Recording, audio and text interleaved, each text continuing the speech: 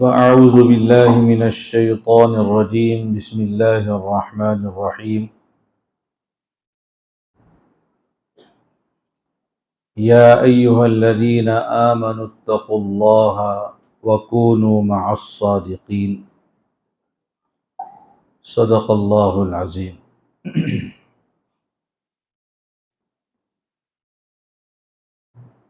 بزرگان محترم اور برادران عزیز، قرآن کریم کی ایک آیت کریمہ کی میں نے آپ حضرات کے سامنے تلاوت کی ہے۔ اللہ تعالی ارشاد فرماتے ہیں کہ اے ایمان والو، اللہ سے ڈرو اور صادقین کی یعنی صالحین کی صحبت اختیار کرو۔ حکیم الاسلام قاری محمد طیب رحمۃ اللہ علیہ فرماتے ہیں کہ اس آیت کریمہ میں اللہ رب العزت نے جو حکم دیا ہے اس پر بندے کی دینداری کی بقا موقوف ہے۔ ان احکام پر بندہ عمل کرے گا تو دیندار بنے گا اور دیندار باقی رہے گا۔ تین باتیں اس آیت کریمہ میں بیان کی گئی ہیں۔ ایک ایمان ہے، دوسری تقوی ہے، اور تیسری صحبت صالحین ہے۔ ایمان ایک عظیم الشان چیز ہے۔ اس امت کی یہ خصوصیت ہے کہ اللہ تبارک و تعالی نے اس امت کے افراد کو اے ایمان والو کہہ کر پکارا ہے۔ اس سے پہلے کسی امت کے افراد کو اللہ تبارک و تعالی نے اے ایمان والو کہہ کر نہیں پکارا۔ تورات میں بنی اسرائیل سے اللہ تعالی نے خطاب فرمایا تو کہا ایھا المساکین، اے مسکینوں، اے محتاجو۔ لیکن اہل ایمان کو اللہ تبارک و تعالی نے قرآن کریم میں مخاطب فرمایا تو کہا اے ایمان والو۔ حضرت عبداللہ بن مسعود رضی اللہ عنہ کہتے ہیں کہ جب کوئی بندہ قرآن کریم میں یا ایھا الذین آمنو کے اس خطاب کو سنے تو اس کو چاہیے کہ سنبھل کر ادب سے بیٹھ جائے۔ کیوں؟ اس لیے کہ اب احکم الحاکمین رب العالمین اس سے خطاب کرنے والے ہیں، اس سے بات کرنے والے ہیں۔ کسی اچھی بات کا حکم دیں گے اور کسی بری بات سے جو منع کریں گے۔ ایمان ہمارے لیے سرمایہ حیات بھی ہے، سرمایہ نجات بھی ہے۔ لوگ کہتے ہیں کہ ہوا پانی کے بغیر زندگی گزارنا ناممکن ہے۔ مفکر اسلام حضرت مولانا سید ابو الحسن علی میاں ندوی رحمۃ اللہ علیہ نے بیان فرمایا ہے کہ ہوا پانی کے بغیر زندگی گزارنا ممکن ہے، ایمان کے بغیر زندگی گزارنا ناممکن ہے۔ چاند پر لوگ جاتے ہیں، زندہ صحیح اور سالم واپس آ جاتے ہیں، وہاں کون سی ہوا ہے، کون سا پانی ہے؟ ہوا پانی کے بغیر زندگی گزارنا ممکن ہے، ایمان کے بغیر زندگی گزارنا ناممکن ہے۔ کائنات کی جتنی بھی بڑی سے بڑی دولت ہے، بڑی سے بڑی نعمت ہے، بڑے سے بڑا سرمایہ ہے، اس سے زیادہ قیمتی نعمت، دولت اور سرمایہ ایمان ہے۔ دنیا کی بڑی سے بڑی قیمت کے عوض میں اس کی خرید و فروخت نہیں ہو سکتی، اس کا لین دین نہیں ہو سکتا۔ بخاری شریف میں ایک لمبی روایت ہے، حضور پاک صلی اللہ علیہ وسلم نے روم کے بادشاہ ہرقل کے نام ایک دعوتی خط روانہ فرمایا۔ حضور پاک صلی اللہ علیہ وسلم کا نام مبارک جب روم کے بادشاہ کو ملا تو روم کے بادشاہ نے کہا کہ دیکھو، ہماری اس سلطنت میں کوئی عرب کا تجارتی قافلہ ہے کیا؟ تحقیق کی گئی تو معلوم ہوا کہ ایک تجارتی قافلہ ہے۔ ابو سفیان کی عمارت میں ایک تجارتی قافلہ وہاں پر مقیم تھا، اور اس وقت تک ابو سفیان مسلمان ہوئے نہیں تھے۔ بادشاہ نے سب کو اپنے دربار میں بلایا، 80-82 افراد تھے۔ ان لوگوں سے پوچھا کہ نسب کے اعتبار سے محمد صلی اللہ علیہ وسلم سے سب سے زیادہ قریبی تعلق کس کا ہے؟ ابو سفیان چونکہ رشتے میں چچا ہوتے تھے تو انہوں نے کہا کہ میرا سب سے زیادہ قریبی تعلق ہے۔ بادشاہ نے ان کو اپنے سامنے کھڑا کیا، ان کے تمام ساتھیوں کو ان کے پیچھے ایک لائن میں کھڑا کیا، اور ان لوگوں سے کہا کہ دیکھو، میں اسے چند سوالات کرنے والا ہوں، اگر یہ میرے سوالوں کا صحیح جواب دے تو تم تصدیق کرنا، اگر غلط جواب دے تو تم بھی تکذیب کر دینا، خاموش کھڑے مت رہنا، فوراً کہہ دینا کہ یہ جھوٹ بول رہے ہیں، کذب و بیانی سے کام لے رہے ہیں۔ بادشاہ نے بہت سارے سوالات کیے، ابو سفیان نے جواب دیے، اور پھر ان کے جواب پر بادشاہ نے تبصرہ کیا۔ وہ سب تفسیر بخاری شریف کی روایت میں ہے۔ ایک سوال بادشاہ نے یہ کیا تھا کہ کیا کوئی شخص ایمان قبول کرنے کے بعد اس دین سے ناراض ہو کر نکل جاتا ہے؟ تو ابو سفیان نے کہا کہ نہیں، ایسا تو نہیں ہوتا۔ اس وقت تک ایسی کوئی مثال سامنے نہیں آئی تھی کہ کوئی شخص مسلمان ہوا ہو اور مرتد ہو گیا ہو۔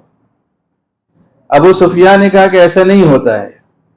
تو اس پر بادشاہ نے یہ تبصرہ کیا تھا کہ ذالک بشاشۃ الایمان حین تخالطہ القلوب، یہ ایمان کی بشاشت ہے، ایمان کی لذت، حلاوت، اس کی چاشنی ہے، جب کسی دل میں اتر جاتی ہے تو اس میں سے نکلتی نہیں ہے۔ جب ایمان دل کے اندر راسخ ہو جاتا ہے، پیوست ہو جاتا ہے، مضبوط ہو جاتا ہے، تو مصائب و مشکلات کا برداشت کرنا آسان ہو جاتا ہے، ایمان چھوڑنا مشکل ہوتا ہے۔ بہت ساری اس کی مثالیں ہیں۔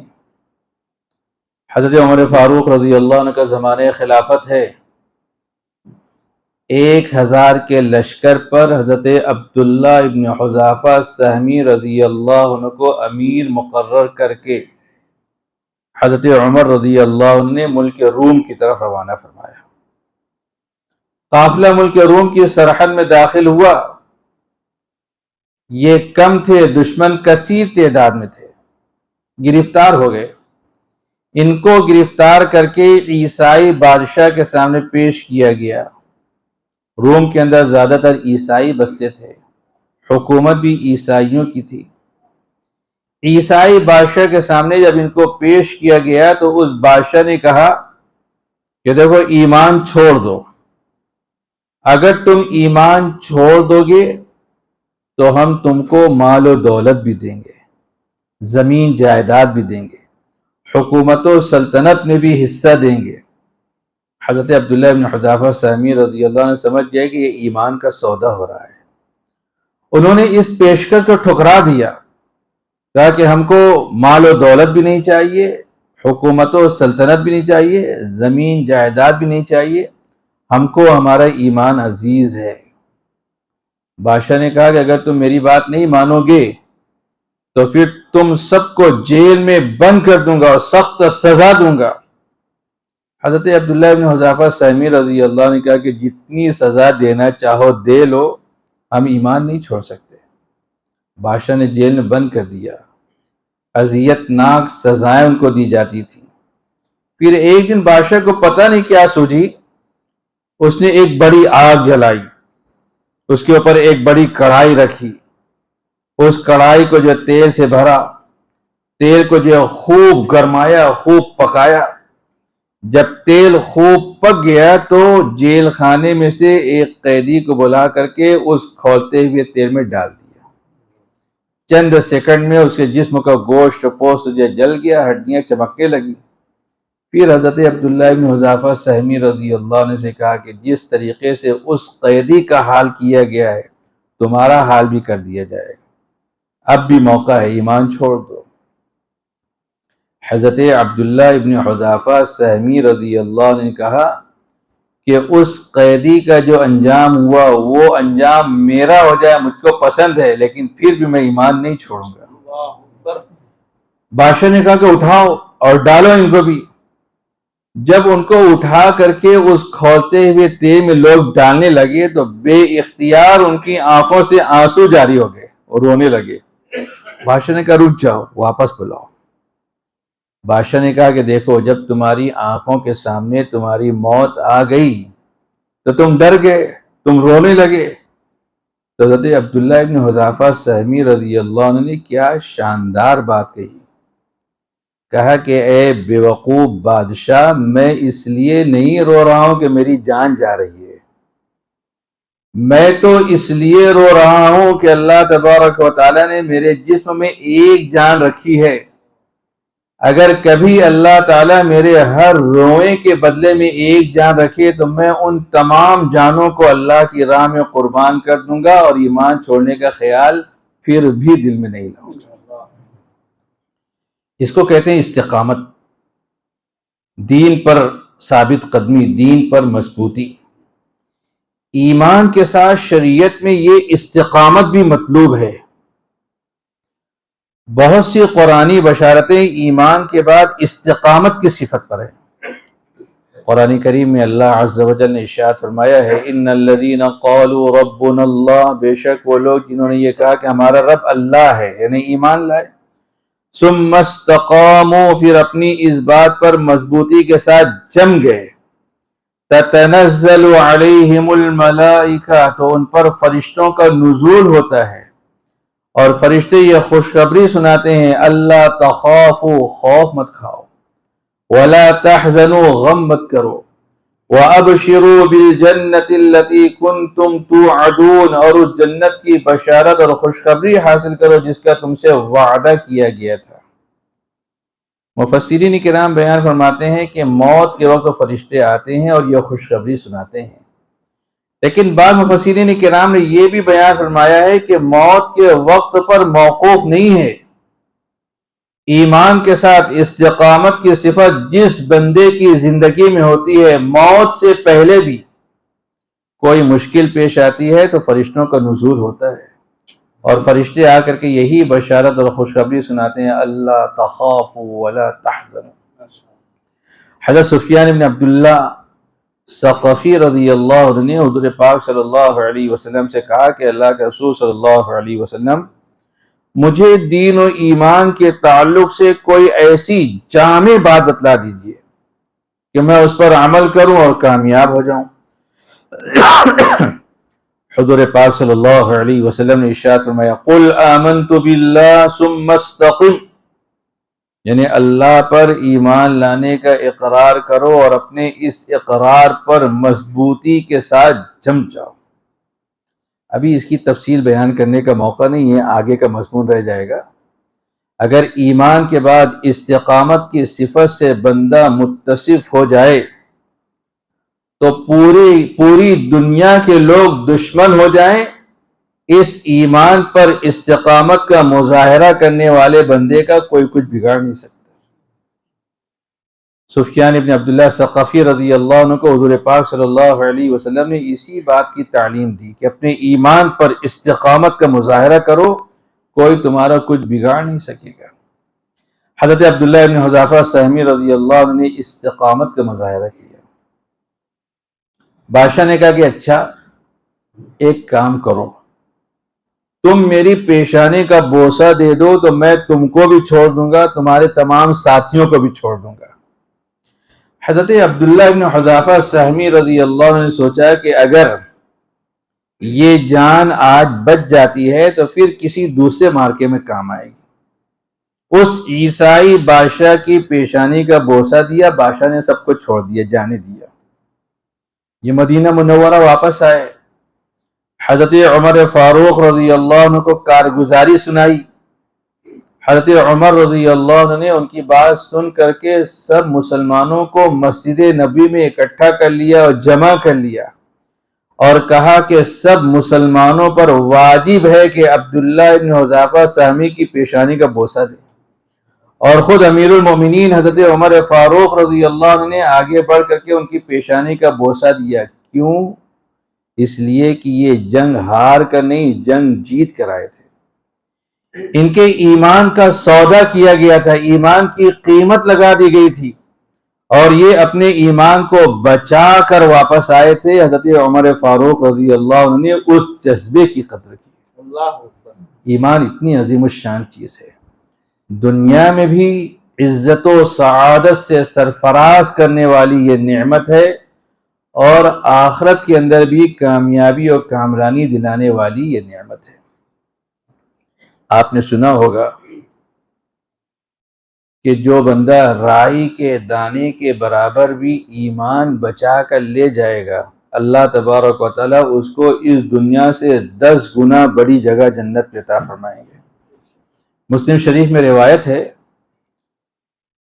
ایک بندہ دوزخ کی آگ میں خوب جل رہا ہوگا، جھلس رہا ہوگا، جلتے ہوئے جھلستے ہوئے وہ اللہ تعالیٰ سے کہے گا کہ باری تعالیٰ آپ کتنے رحیم ہیں، کتنے کریم ہیں، کتنے مہربان ہیں، آپ نے رحمت کو پیدا کیا ہے، رحمت کو دنیا کے اوپر جو عام کیا ہے، اس دوزخ کی آگ نے مجھ کو بالکل جلا کر پریشان کر دیا ہے، آپ مہربانی کا معاملہ کیجئے، مجھ کو دوزخ کی آگ سے نکال دیجئے۔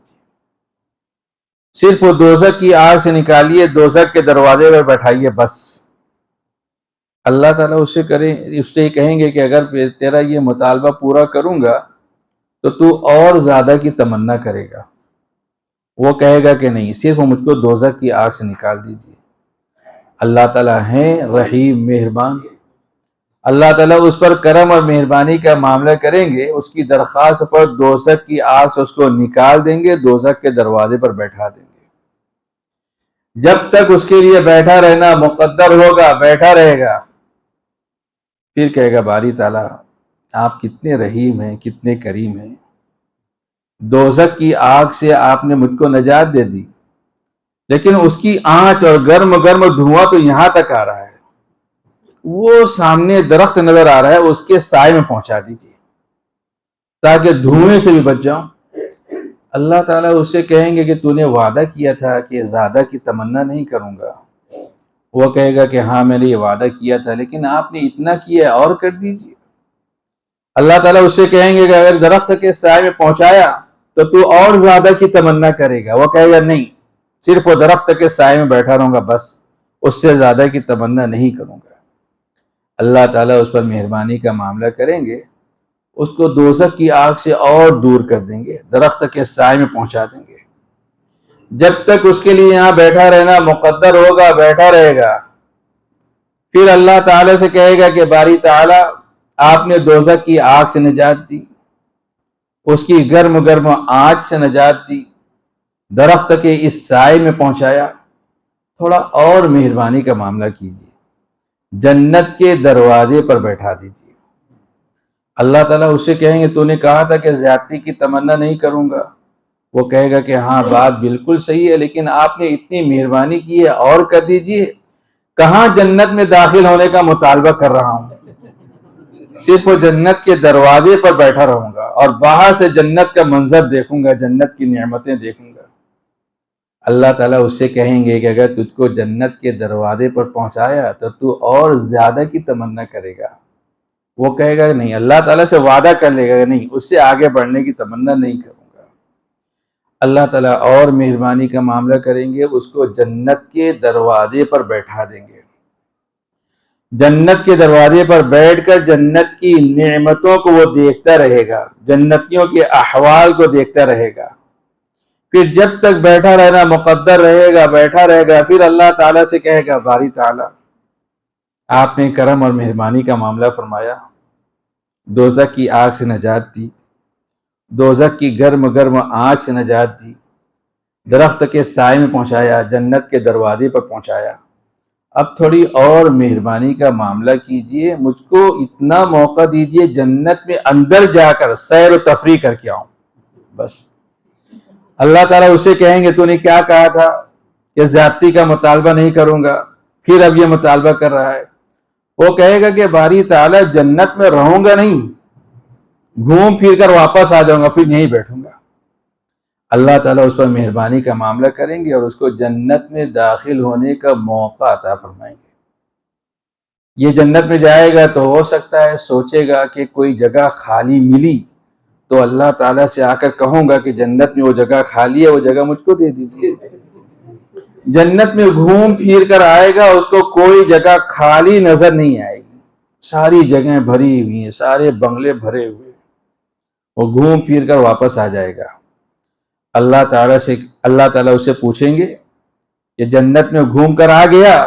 وہ کہے گا کہ ہاں جنت میں گھوم پھر کر آ گیا۔ اللہ تعالیٰ اس سے کہیں گے کہ میرے بندے، میں جس کو ایک مرتبہ جنت میں داخل کر دیتا ہوں پھر اس کو اس میں سے نکالتا نہیں، اب تو جا جنت میں ہی رہے۔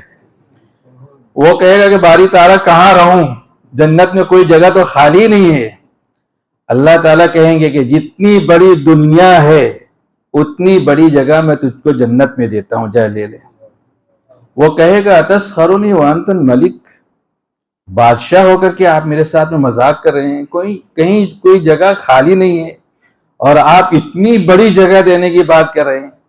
اللہ تعالیٰ فرمائیں گے کہ میرے بندے یہ مذاق نہیں ہے، جتنی بڑی دنیا ہے اتنی بڑی جگہ نہیں، بلکہ دنیا سے 10 گنا بڑی جگہ میں نے تجھ کو جنت میں دی، یہ تیرا حصہ ہے، جا اپنا حصہ جنت میں لے لے۔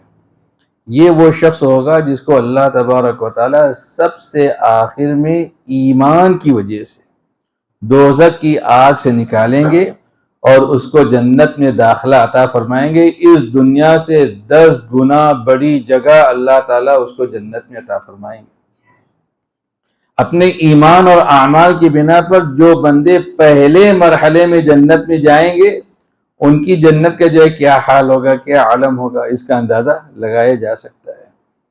تو یہ ایمان اتنی عظیم الشان چیز ہے، تھوڑا سا ایمان بھی کسی کے دل میں ہو تو اس ایمان کی یہ قدر و منزلت ہے کہ اللہ تبارک و تعالیٰ اس کی بنا پر اس بندے مومن کو اس دنیا سے 10 گنا بڑی جگہ جنت میں عطا فرمائیں گے۔ ایمانی صفات میں سے ایک اہم ترین صفت تقوی ہے۔ اللہ تبارک و تعالیٰ نے ایمان کے بعد تقوی اختیار کرنے کا حکم دیا، یا ایھا الذین آمنوا اتقوا اللہ، اے ایمان والو اللہ سے ڈرو، اللہ کا تقوی اختیار کرو۔ بڑی برکات تقوی کی ہیں۔ قرآن کریم کی متعدد آیات میں اللہ تبارک و تعالیٰ نے تقوی کی برکات کو جو کھولا ہے۔ اللہ تعالیٰ ارشاد فرماتے ہیں ان اللہ مع المتقین، اللہ تعالیٰ متقی بندوں کے ساتھ ہے۔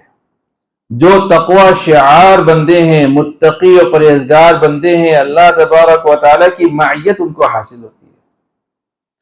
اللہ تعالیٰ نے قرآن کریم میں ارشاد فرمایا واتقوا اللہ ویعلمکم اللہ، اللہ کا تقوی اختیار کرو، اللہ تعالیٰ تم کو علم پڑھا دے گا۔ ظاہری اسباب سے بے نیاز کر کے تقوی کی بنا پر اللہ تبارک و تعالیٰ اپنے پاس سے علم لدنی تم کو عطا کر دے گا۔ ایک جگہ قرآن کریم میں اللہ تعالیٰ نے ارشاد فرمایا یا ایھا الذین آمنوا ان تتقوا اللہ یجعل لکم فرقانا، اے ایمان والو اگر تم اللہ کا تقوی اختیار کرو گے تو اللہ تبارک و تعالیٰ تم کو ایک امتیازی شان عطا فرما دیں گے۔ ایک جگہ قرآن کریم میں اللہ تعالیٰ نے ارشاد فرمایا وَمَن يَتَّقِ اللَّهَ يَجْعَل لَّهُ مَخْرَجًا وَيَرْزُقْهُ مِنْ حَيْثُ لَا يَحْتَسِبُ، جو بندہ تقوی اختیار کرے گا اللہ تبارک و تعالیٰ ہر تنگی سے نکلنے کے لیے اس کے واسطے راستہ پیدا کر دیں گے، اور ایسی جگہ سے اللہ تعالیٰ اس کو رزق عطا فرمائیں گے جہاں سے اس کو رزق ملنے کا وہم و گمان بھی نہیں ہوگا۔ یہ تقوی کی برکات ہیں جو قرآن کریم میں اللہ تعالیٰ نے بیان فرمائی ہیں۔ قرآن کریم کی آیات پر ہمارا ایمان ہے، اگر اس میں ذرہ برابر شک و شبہ کریں گے تو ایمان کے لیے جو خطرہ لاحق ہو جائے گا۔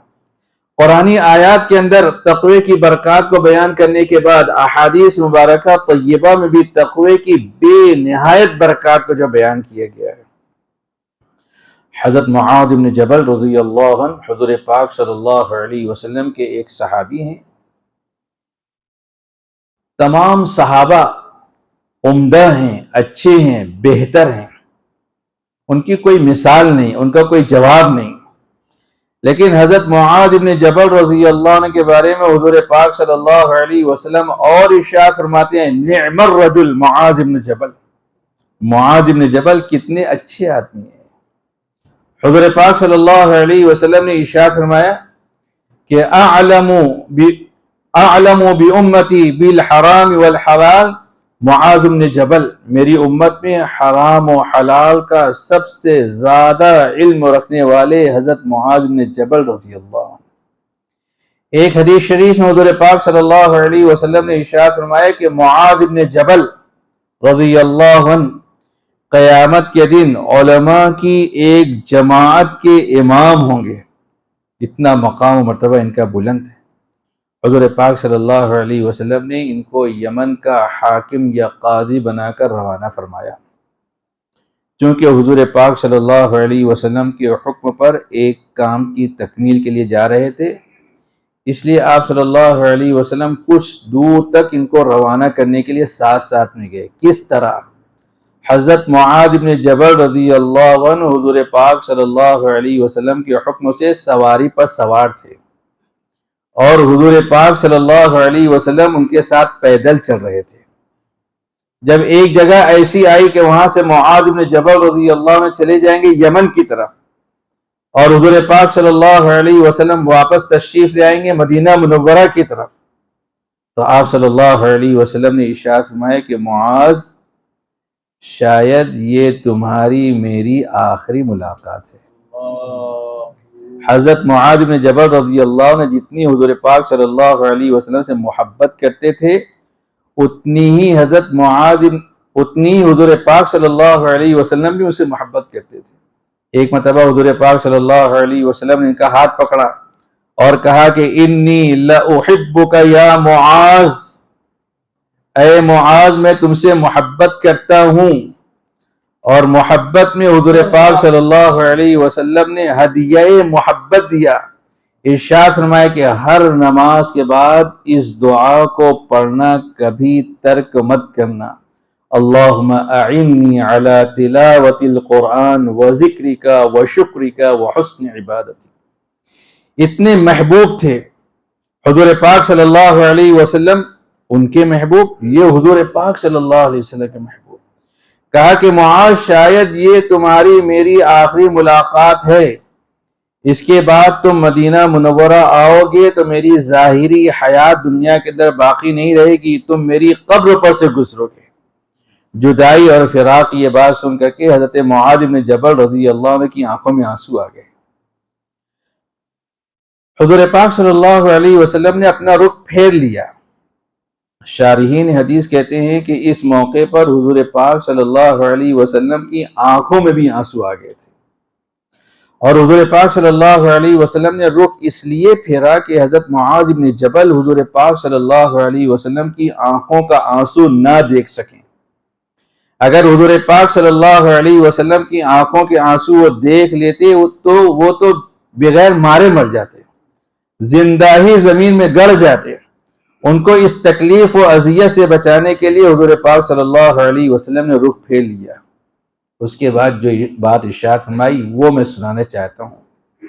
آپ صلی اللہ علیہ وسلم نے ارشاد فرمایا کہ معاذ، جسم کے اعتبار سے تو تم مجھ سے دور جا رہے ہو، لیکن دیکھو کہ حقیقت کے اعتبار سے کون مجھ سے قریب ہے۔ وہ صفت جو حقیقت کے اعتبار سے مجھ سے قریب کرنے والی ہے، وہ صفت اگر تمہارے اندر ہے تو جسم کی اس جدائی اور اس دوری کے اوپر جو ہے غمگین ہونے کی ضرورت نہیں ہے۔ پھر آپ صلی اللہ علیہ وسلم نے ارشاد فرمایا ان اول الناس بی المتقون من کانوا وحیث کانوا، مجھ سے سب سے زیادہ قریب متقی بندے ہیں چاہے وہ کوئی بھی ہوں اور جہاں کہیں کے بھی رہنے والے ہوں۔ اگر یہ صفت تقوی تمہارے اندر ہے تو تم کو فکر مند ہونے کی، غمزدہ ہونے کی جو ضرورت نہیں ہے۔ جسم کے اعتبار سے اگرچہ کہ تم مجھ سے دور ہو رہے ہو، لیکن حقیقت کے اعتبار سے تم مجھ سے قریب ہی ہو۔ تقوی کس کو کہتے ہیں؟ انسان کی 24 گھنٹے کی زندگی حکم خداوندی کے مطابق ہو جائے، اس کو کہتے ہیں تقوی۔ حضرت عمر فاروق رضی اللہ عنہ نے حضرت کعب احبار رضی اللہ عنہ سے پوچھا تھا کہ ما حقیقت التقوی، تقوی کی حقیقت کیا ہے، تقوی کا مفہوم کیا ہے؟ حضرت کعب احبار رضی اللہ عنہ نے کہا کہ امیر المومنین، کبھی آپ کا گزر کسی ایسے راستے پر سے ہوا ہے جو بہت تنگ اور باریک ہو اور اس کے دونوں طرف جو ہے کانٹوں بھری جھاڑیاں ہوں؟ حضرت عمر رضی اللہ عنہ نے کہا کہ ہاں، ایسے راستے پر سے تو مجھ کو بارہا گزرنے کے اتفاق ہوا ہے۔ پوچھا کہ اس راستے پر سے گزرتے وقت تو آپ کی حالت و کیفیت کیا ہوتی ہے؟ حضرت عمر رضی اللہ عنہ نے کہا کہ میں بچا کر گزرتا ہوں، اپنے جسم کو جو ہے بچاتا ہوں، اپنے دامن کو جو سمیٹتا ہوں تاکہ کہیں کوئی کانٹا جسم اور کپڑوں میں لگ کر کے اذیت کا باعث نہ بن جائے۔ حضرت کعب احبار رضی اللہ عنہ نے کہا کہ امیر المومنین، یہی تو تقوی ہے۔ شاہراہ حیات پر اللہ تبارک و تعالی نے جن چیزوں کے کرنے کا حکم دیا ان کو کرتے ہوئے، اور جن چیزوں سے بچنے کا حکم دیا ان سے بچتے ہوئے زندگی گزاری جائے، اس کو کہتے ہیں تقوی۔ تقوی بھی عظیم الشان چیز ہے، عظیم الشان ایمانی صفت ہے۔ تقوی، یہ دولت کہاں ملے گی؟ تو اللہ تبارک و تعالی نے اس دولت کے ملنے کا پتہ بھی بتا دیا۔ اتقوا اللہ وکونوا مع الصادقین، صالحین کے پاس یہ نعمت ملے گی۔ تقوی کی دولت کو اگر حاصل کرنا چاہتے ہو تو صالحین سے ربط و تعلق پیدا کرنا پڑے گا۔ ان کے ہاتھ میں اپنا ہاتھ دے دو، ان کی تعلیمات و ہدایات کے مطابق جو عمل کرو تو وہ صفت تقوی تم کو حاصل ہوگی۔ عارفین کا قول ہے کہ اللہ والوں کا دل تقوی کی کان ہے، ان کے دل سے جو آدمی کو جو ہے تقوی ملتا ہے، اور انسان کے دل کی بتی جلتی ہے حلال و حرام کی معرفت کے باوجود عمل کرنے کی طاقت و توانائی انسان کے اندر جب پیدا ہوتی ہے۔ صالحین کی صحبت کا یہ بڑا فائدہ ہے کہ عمل کی حرارت، طاقت و توانائی بندہ مومن کو جو ہے حاصل ہوتی ہے۔ حاجی امداد اللہ مہاجر مکی رحمۃ اللہ علیہ بہت بڑے عارف تھے، بڑے بزرگ تھے، بڑے بڑے علماء مولانا محمد قاسم نانوتوی، مولانا رشید احمد گنگوہی ان کے ہاتھ پر بیعت ہوئے۔ وہ رسمی عالم نہیں تھے، اللہ تبارک و تعالی نے علم لدنی عطا فرمایا تھا، لیکن رسمی طور پر وہ عالم نہیں تھے۔ کسی نے مولانا محمد قاسم نانوتوی رحمۃ اللہ علیہ سے پوچھا کہ حضرت یہ معاملہ الٹا کیسے ہو گیا؟ وہ عالم نہیں ہے، ان کو آپ کے پاس آنا چاہیے تھا، آپ لوگ عالم ہو، آپ ان کے پاس چلے گئے۔ تو مولانا محمد قاسم نانوتوی رحمۃ اللہ علیہ نے کہا کہ دیکھو، ایک شخص ہے، اگر اس کو بادام کے فوائد پر مضمون لکھنے کے لیے کہو تو لمبا چوڑا مضمون لکھ دے گا، لیکن کبھی اس نے بادام کبھی استعمال کیا نہیں۔ اور ایک شخص وہ ہے جو بادام استعمال کرتا ہے اور بادام کے فوائد کو بیان کرنے پر کوئی سطر نہیں لکھ سکتا، کوئی مضمون نہیں لکھ سکتا۔ تو بتاؤ بادام کا فائدہ کس کو ہوا، کھانے والے کو کہ لکھنے والے کو؟ تو ظاہر سی بات ہے کہ کھانے والے کو اس کا فائدہ ہوا۔ تو مولانا قاسم نانوتوی رحمۃ اللہ نے کہا کہ اسی طریقے سے ہم کو قرآن و حدیث کا علم تو حاصل ہو گیا، لیکن اب اس کے اوپر جو عمل کس طریقے سے کریں، وہ عمل کرنے کا طریقہ ہم کو معلوم نہیں تھا۔ حاجی امداد اللہ مہاجر مکی رحمۃ اللہ علیہ کے پاس ہم گئے تو اللہ تبارک و تعالی نے ان کی صحبت سے ہم کو عمل کا طریقہ بتا دیا۔ جب علم و عمل کے جامع ہو گئے تو اللہ تبارک و تعالی نے ان کے علوم کی شہرت پوری دنیا کے اندر جو کر دی۔ پوری دنیا میں یہ حضرات جو ہے مرجع خلائق بنے، کس بنا پر؟ صحبت صالحین کی بنا پر۔ صالحین کی صحبت کا ایک بڑا فائدہ یہ بھی ہے کہ زندگی میں اگرچہ کہ کچھ اثر محسوس نہ ہو، لیکن صحبت صالحین ان عین موت کے وقت اپنا اثر دکھا کر رہتی ہے۔ حضرت مولانا ذوالفقار احمد نقشبندی دامت برکاتہم سے کسی نے سوال کیا کہ حضرت، پہلے پیران طریقت بہت ٹھوک بجا کر کے لوگوں کو اپنی حلقہ ارادت میں داخل کرتے تھے، بیعت کرتے تھے، اور آج تو جو کسی کو بھی جو مرید کر لیا جاتا ہے، کسی کو بھی جو بیعت کر لیا جاتا ہے۔ تو حضرت مولانا ذوالفقار احمد نقشبندی دامت برکاتہم نے کہا کہ پہلے لوگ بیعت کرتے تھے ان کو منتہائی کمال تک پہنچانے کے لیے، آج بیعت جو عام ہے یہ تو ایمان کی حفاظت کے لیے، آج اہم ترین مسئلہ ایمان کی حفاظت کا ہے، اس لیے بیعت کو جو عمومی شکل دی گئی ہے کہ سارے لوگ پیران طریقت کے سلسلے سے جڑے۔ مولانا سید ابرار احمد رحمۃ اللہ علیہ فلاح دارین ترک سر کے شیخ الحدیث تھے۔ مولانا سید مظہر الدین جیلانی رحمۃ اللہ علیہ جو یہاں دھولیا فلاح دارین کے تھے، ان کے وہ بھائی تھے۔ انہوں نے اپنے ایک وعظ میں بیان فرمایا کہ اسی شہر کی بات، دھولیا شہر میں ایک خاتون تھی، وہ حکیم الاسلام قاری محمد طیب رحمۃ اللہ علیہ کے ہاتھ پر بیعت تھی۔ کبھی حضرت کا یہ سفر ہوا ہوگا، وہ خاتون جو بیعت ہو گئی، بیعت ہونے کے بعد پھر اپنی زندگی میں کبھی حکیم الاسلام سے کوئی ربط و تعلق نہیں رہا، لیکن جب موت کا وقت آیا تو وہ خاتون جو کچھ کہہ رہی تھی، لوگوں نے جو ہے اس خاتون کے منہ کے قریب کان کیا تو وہ خاتون یہ کہہ رہی تھی کہ دیکھو قاری طیب رحمۃ اللہ علیہ تشریف لائے ہیں، ان کو بیٹھنے کے لیے کرسی دو، اور دیکھو یہ مجھ کو کلمے کی تلقین کر رہے ہیں، لا الہ الا اللہ محمد رسول اللہ، اور روح پرواز کر رہے ہیں۔ زندگی میں ایک مرتبہ صرف وہ خاتون بیعت ہوئی اور پھر کبھی حکیم الاسلام سے جو کوئی ربط و تعلق نہیں رہا، لیکن اس بیعت نے آخری وقت میں اپنا کیسا اثر دکھایا ایمان کے اوپر، جو اس کا جو خاتمہ ہوا۔ جب بندہ صالحین کی صحبت اختیار کرتا ہے تو اس کو اپنے عیوب نظر آتے ہیں۔ ترقی کی راہ میں سب سے بڑی رکاوٹ یہ ہے کہ بندے کو اپنا عیب دکھائی نہیں دیتا۔ یہی حکیم الاسلام قاری طیب رحمۃ اللہ علیہ، حکیم الامت حضرت مولانا اشرف علی تھانوی رحمۃ اللہ علیہ کے ہاتھ پر بیعت تھے۔ دارالعلوم دیوبند کے جو محتمم بن گئے تھے، ابھی دارالعلوم دیوبند سے فارغ ہوئے نہیں تھے، مشکات کے سال میں زیر تعلیم تھے، مجلس شورا نے ان کو محتمم نامزد کر دیا تھا۔ فراغت کے بعد اہتمام کی ذمہ داری سنبھالی۔ حکیم الامت حضرت مولانا اشرف علی تھانوی رحمۃ اللہ علیہ کو منصب اہتمام پر فائز ہونے کے بعد خط لکھا کہ حضرت، میں اتنی بڑی دینی درسگاہ کا محتمم ہوں تو کبھی کبھی میرے دل کے اندر جو عجب پیدا ہو جاتا ہے، تکبر اور گھمنڈ پیدا ہو جاتا ہے۔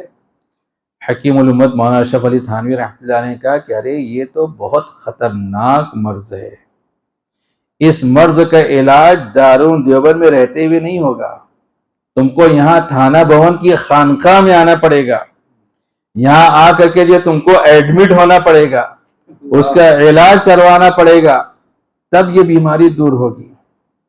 حکیم الاسلام نے بھی جو اہتمام دوسروں کے سپرد کیا، اور حکیم الامت حضرت مولانا اشرف علی تھانوی رحمۃ اللہ علیہ کی خانقاہ میں اپنی باطنی مرض کا علاج کرانے کے لیے چلے گئے۔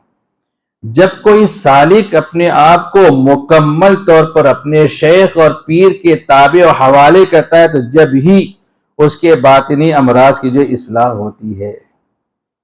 پیر صاحب پوچھیں اوراد وظائف ہو رہے ہیں؟ جی حضرت اوراد وظائف ہو رہے ہیں۔ جھوٹ بول دے تو اس سے جو اصلاح نہیں ہوگی، سچی بات کہے کہ اوراد و وظائف کی جو پابندی نہیں ہو رہی ہے تو اس بندے کی اصلاح ہوگی۔ لوگ ایسا سمجھتے ہیں کہ اگر پیر صاحب کے پاس جا کر کے اپنے عیوب بیان کر دیں گے تو پیر صاحب پتہ نہیں کیا سمجھیں گے۔ جو سالک، جو مرید اپنے پیر کے سامنے اپنا عیب بیان کرتا ہے تو عیب بیان کرنے کی وجہ سے پیر کے دل میں اس کی قدر و عظمت بڑھتی ہے۔ پیر صاحب یہ سوچتے ہیں کہ یہ طالب صادق ہے، یہ حقیقی طالب ہے، اپنی اصلاح کروانا چاہتا ہے، وہ ناراض نہیں ہوتے، غصہ نہیں ہوتے، اس بندے کی کیفیت کے اوپر نظر رکھتے ہوئے جو ضروری تعلیم ہوتی ہے وہ تعلیم اس کو دیتے ہیں۔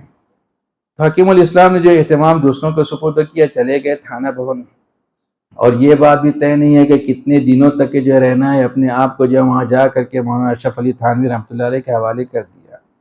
مولانا اشرف علی تھانوی رحمۃ اللہ علیہ نے ان کا علاج تجویز کیا کہ یہاں خانقاہ میں جتنے لوگ آتے ہیں وہ بے ترتیب جوتا چپل اتار کے چلے جاتے ہیں، ان کے جوتے چپل اٹھا کر ترتیب سے رکھنا ہے۔ یہ علاج تجویز کی، حکیم الاسلام کرنے لگے۔ یہ نہیں کہا کہ حضرت کچھ تو خیال فرمائیے، میں دارالدیوبند کا جو محتمم ہوں، یہاں جاہل لوگ دیہاتی لوگ آتے ہیں، ان کے جوتے چپل سیدھے کروں۔ انہوں نے سوچا کہ یہ بڑی خطرناک بیماری ہے، اس کا علاج ہونا چاہیے۔ جوتے چپل جو سیدھے کرنے لگے، اور پھر کئی دنوں تک لوگوں کے جوتے چپل سیدھے کرتے رہے، اور بار بار آ کر کے حکیم الامت سے یہ بھی نہیں کہا کہ حضرت میں ایسا کر رہا ہوں، کتنے دنوں تک کہ کروں۔ حکیم الامت رحمۃ اللہ علیہ نے ایک مرتبہ خود ہی بلایا، ان سے پوچھا کہ اب تمہارے دل کا کیا حال ہے؟ تو حکیم الاسلام رحمۃ اللہ علیہ نے کہا کہ جو عجب و تکبر کی کیفیات دل کے اندر میں محسوس کر رہا تھا، وہ کیفیات ختم ہو گئی۔ حکیم الامت رحمۃ اللہ نے کہا کہ اب آپ جا سکتے ہو، آپ کا جو علاج ہو گیا۔